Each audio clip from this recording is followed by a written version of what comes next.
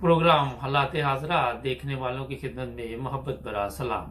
नाज़रीन, आज जर्मनी से चौधरी हमीदुल्लाह जफर साहब हमारे साथ होंगे।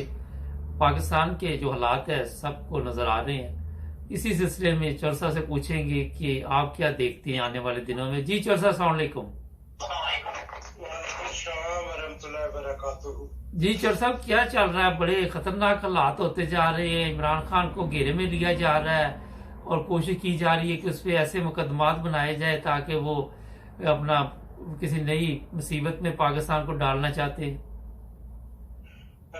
देखें मोहतरम बारिक साहब, बात यह है कि पाकिस्तान अपने नाजुक तरीन दौर में से गुजर रहा है। जी, इससे पहले जंगें भी हुई, हालात भी खराब होते रहे और मुख्तलिफ हुकूमतें बदलती रही, लेकिन पाकिस्तान आजकल जिन शदीद खतरात में से गुजर रहा है जी, इससे पहले कभी ये हालात नहीं थे। बिल्कुल। और असल में पाकिस्तान वो अजीम शान इस्लामी मुल्क है जो न्यूक्लियर पावर है जी, और वो जितने भी दुश्मनान इस्लाम है और बड़ी ताकतें हैं उनको खटकता है।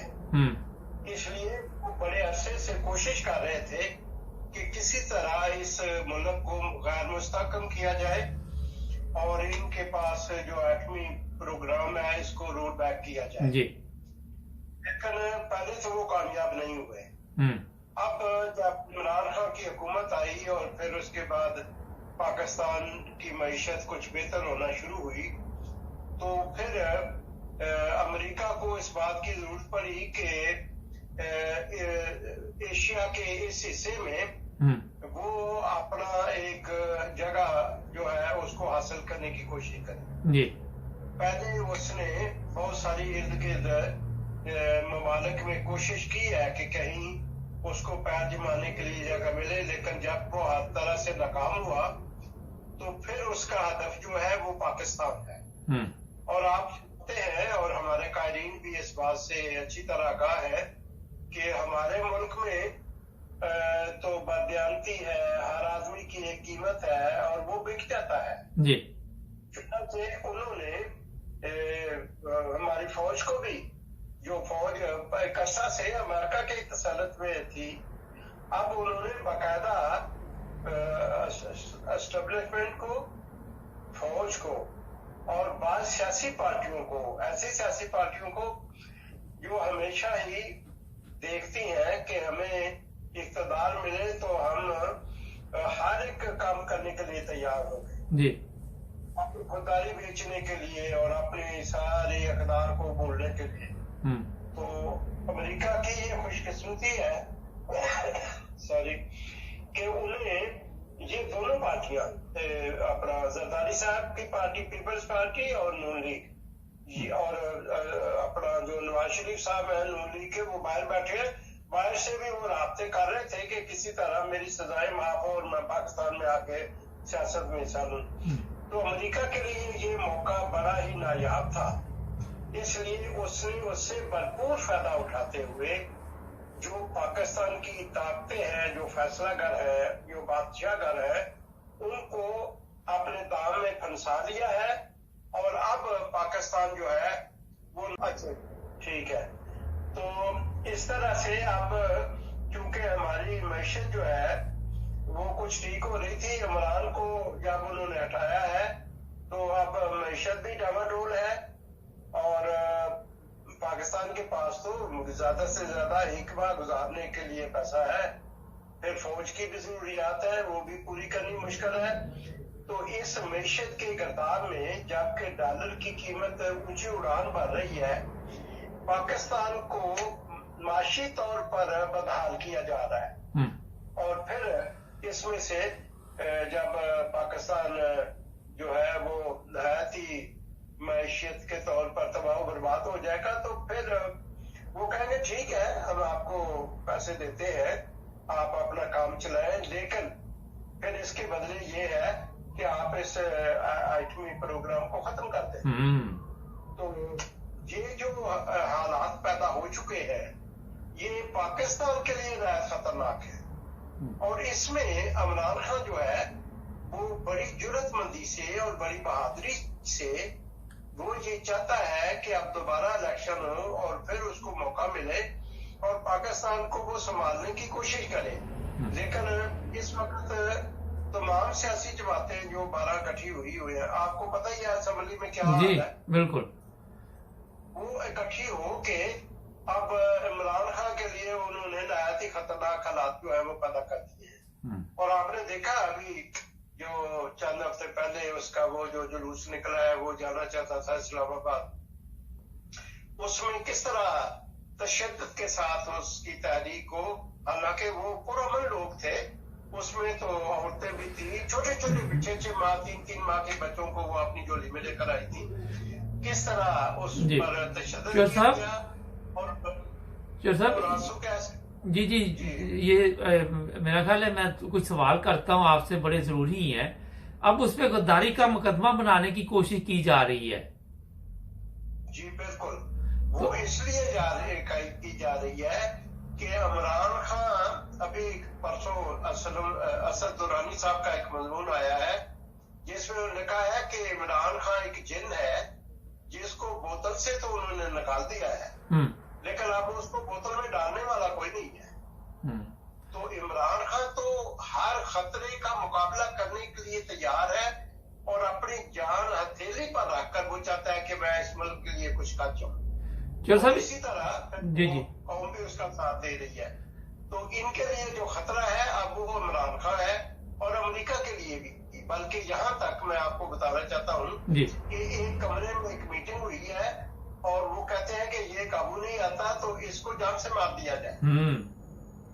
तो ये चीज जब बाहर आ गई और इमरान खान ने इसका इजहार भी कर दिया, तो अब उनका ये है कि हम आर्टिकल 6 लगा के, तो इस पे गद्दारी का मुकदमा चला के इसको हमेशा हमेशा के लिए जो है वो सियासत से आउट करते और या फिर नाहल करते। इस तरह के जो हरबे हैं वो अब अदालतों में भी इस तरह की जो है वो बातें हो रही हैं और दुश्मन जो है वो उसके पीछे लगा हुआ है।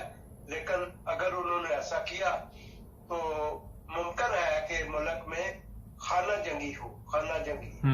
और फिर दुश्मन के लिए तो ये सारे मौके जो है वो फायदेमंद है। लेकिन पाकिस्तान की अब मुतम्मल नहीं हो सकता कि उसको अगर अंदरूनी तौर पर तबाह किया जाए या माशी तौर पर तबाह किया जाए। इसलिए इस वक्त पाकिस्तान नहायत ही शदीद खतरात में है, जो पहले कभी भी ऐसा मौका नहीं आया। एक सवाल है चौर साहब यहाँ पे कि जो चीफ ऑफ आर्मी स्टाफ है सोशल मीडिया पे, और मैंने भी बेशुमार लोगों के साथ एक प्रोग्राम शुरू किया, आपकी आवाज, वो सारे चीफ ऑफ आर्मी स्टाफ को कह रहे कि कसूर इसका है। पाकिस्तान में क्योंकि मसाइल हैं, लोग खुल के बात नहीं करते, जो करते हैं उनको पकड़ दकड़ शुरू हो जाती है।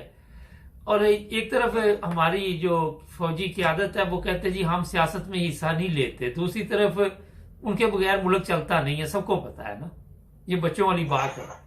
तो आप क्या देखते हैं कि अमेरिका ने कौन सा, चलो पैसा दिया या लालच दिया या उन्होंने कोई डराया धमकाया, ये सब डर के बैठ गए हैं और वो सब अदालतें ऐसे फैसले कर रही हैं जो बिल्कुल ही समझ नहीं आती किसी फैसले की किसी को भी।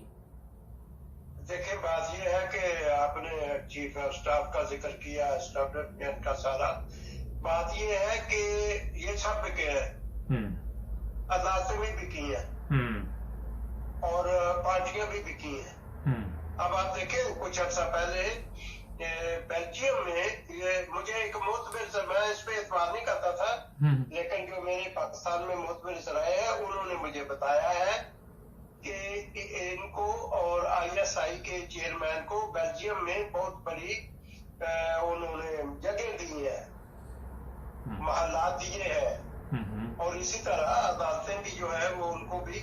तो ये जो खेल चला है ना अब यहाँ पे, तो फिर जो है वो मुल्क के लिए तो कोई सोचने वाला नहीं है। चल सर एक चीज बताइए कि अगर इमरान खान को जानी नुकसान पहुंचता है या पकड़ते हैं तो अवाम काबू कर सकेगी, अपने आप पे कंट्रोल कर सकेगी?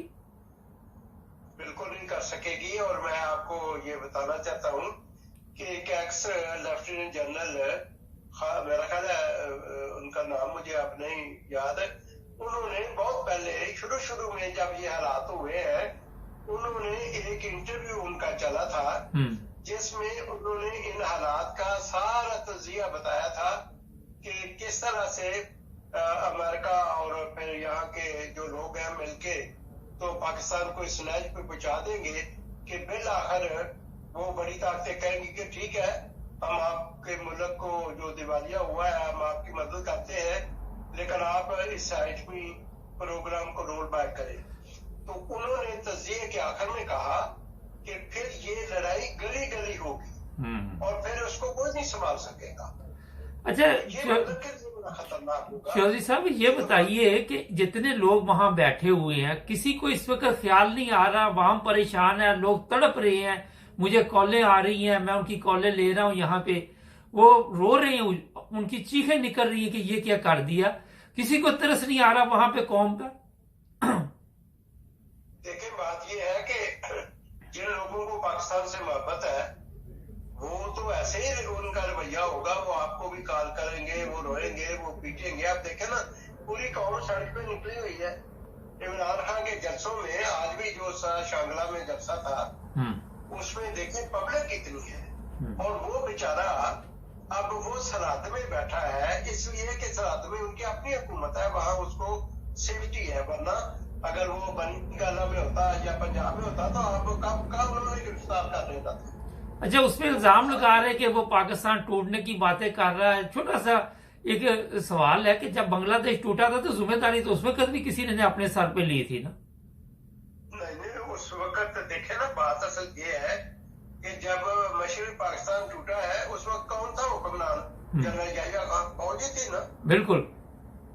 और वो चाहते तो वो कंट्रोल कर सकते थे, लेकिन उस वक्त भी फौज भी थी, सियासतदान भी थे, जिन्होंने उस वक्त मुल्क के हालात को इस नहज पे पहुंचा दिया था कि ढाका में हमारे पाक आर्मी को वहां सरेंडर करना पड़ा, हमारे फौजी 90,000 कैदी हुए और मुल्क का वो कीमती हिस्सा जो था, जो मुहब्बे वतन लोग थे, वो फिर अलग रियासत में तब्दील हुए और उसका नाम बांग्लादेश हो गया। तो अब ये जो आपने बताया है बड़े तजिया नगारों ने ये बात चंद दिन पहले की है, ये सिर्फ इमरान खान ने नहीं की।